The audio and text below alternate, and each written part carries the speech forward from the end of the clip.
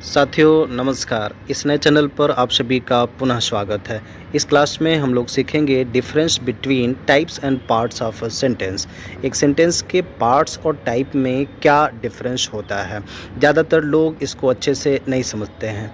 यदि आप इसे अच्छे से समझेंगे, सीखेंगे तो आपकी इंग्लिश सीखने और समझने की क्षमता दुगनी स्पीड से बढ़ना शुरू हो जाएगी।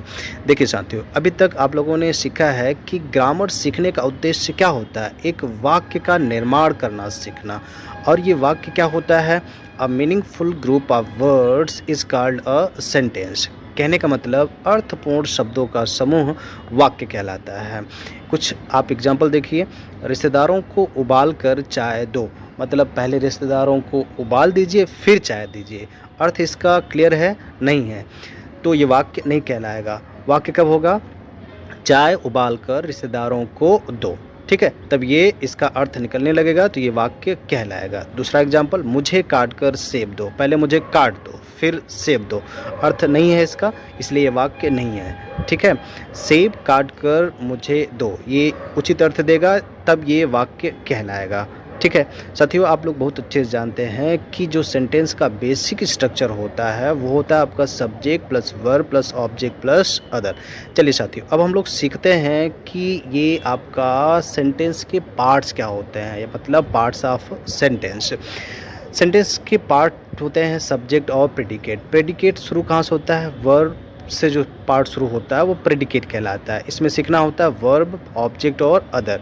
और जो सब्जेक्ट होता है वो हेडवर्ड और क्वालिफायर में बांटा जाता है। क्वालिफायर, डिटरमिनर और एडजेक्टिव में बांटा जाता है।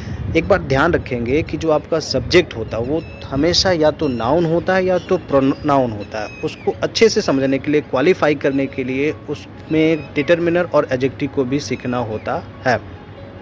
मतलब एक वाक्य के निर्माण करने के लिए किस पार्ट का क्या योगदान है, इसको हम लोग सीखते हैं पार्ट्स ऑफ सेंटेंस की सहायता से, ठीक है। और इसको अच्छे से सीखा जाता है पार्ट्स ऑफ स्पीच सीखकर। Noun, pronoun, article, adjective, verb, adverb, preposition, conjunction और आपका इंटरजेक्शन से, ठीक है। ये तो रहा आपका पार्ट्स ऑफ सेंटेंस के बारे में। अब हम लोग सीखते हैं टाइप्स ऑफ सेंटेंस के बारे में। देखिए, जब एक वाक्य बनकर तैयार हो जाता है तो उसका फंक्शन क्या होता है, उसका स्ट्रक्चर क्या होता है, उसके आधार पर सेंटेंस को दो टाइप्स में बांटा जाता है, बेसिस ऑन फंक्शन और बेसिस ऑन स्ट्रक्चर।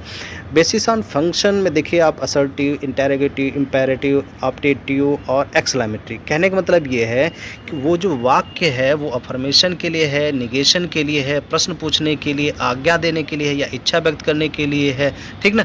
इसको सीखते हैं हम लोग बेसिस ऑन फंक्शन की सहायता से। और सभी प्रकार के वाक्यों का स्ट्रक्चर क्या होगा, इसको सीखने के लिए हम लोगों को सीखना पड़ता है सिंपल सेंटेंस, कंपाउंड सेंटेंस और आपका कॉम्प्लेक्स सेंटेंस, ठीक है। मैं उम्मीद करता हूं कि अब आप लोग बहुत अच्छे से समझ गए होंगे कि सेंटेंस के टाइप्स और पार्ट्स में क्या अंतर होता है। इन सभी टॉपिक्स को हम लोग आगे के वीडियो में अच्छे से कवर करेंगे। साथियों, ये चैनल बिल्कुल ही नया है, मेरी गुजारिश है कि इस चैनल को सब्सक्राइब करके मेरी सहायता अवश्य करें, जिससे मैं आप सभी को इंग्लिश सीखने में सहायता करता रहूँ। Thanks for watching. Meet you in next video.